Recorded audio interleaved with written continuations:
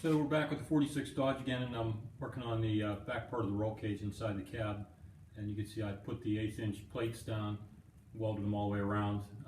There's about a 1/2 inch of overlap of material there. I didn't make it a butt weld. So, and then also on the other one over here, yeah, I finished that. Now I have to cut the back part of the cab out because it's pretty rusty, and replace that metal, and then I can get in there and weld the back side of those welds. So you can see that somebody lapped some of that metal and didn't really finish it all the way, and I really want to butt weld all that, and there's some lumps in it that I have to get out. And the other thing is the cross member is a standard cross member from Summit, and I probably shouldn't have used it. It's sticking down too low, and I couldn't flip it over because it would have been in the way of the drive shaft. So I'm going to try to make another piece of the cross member and chop that one off and weld a new dip crossbar in between those two chunks. So I have this old piece of tubing which was bent on an exhaust tube bender, and it was for a different roll cage, and as you can see, it's been laying around for a while. It's all rusty.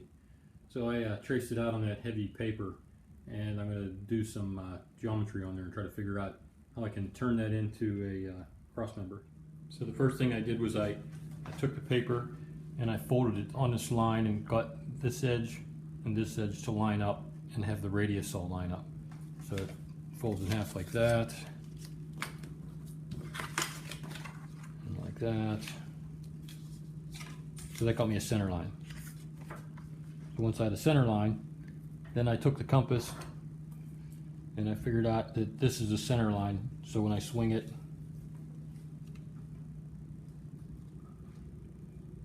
that got me my center point.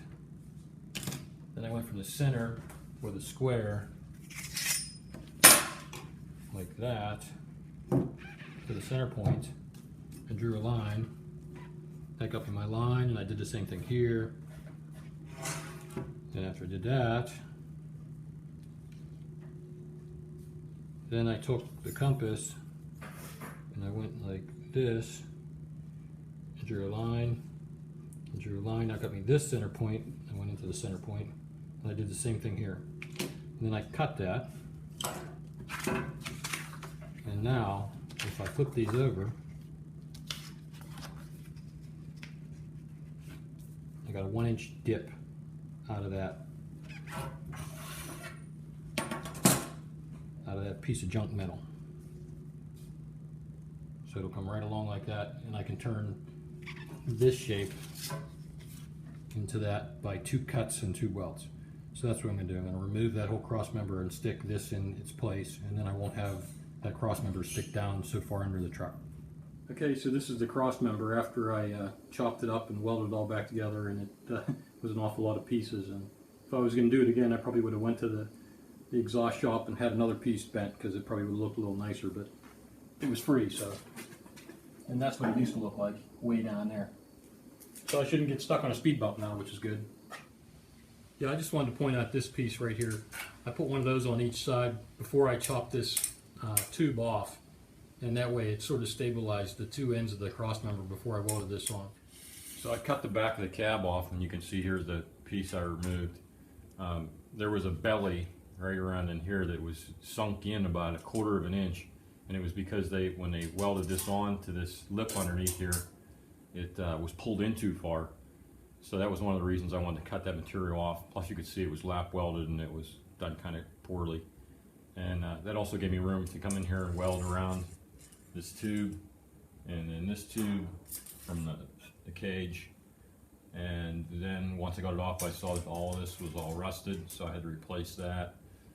And I had to replace this chunk over here, which was all rusted.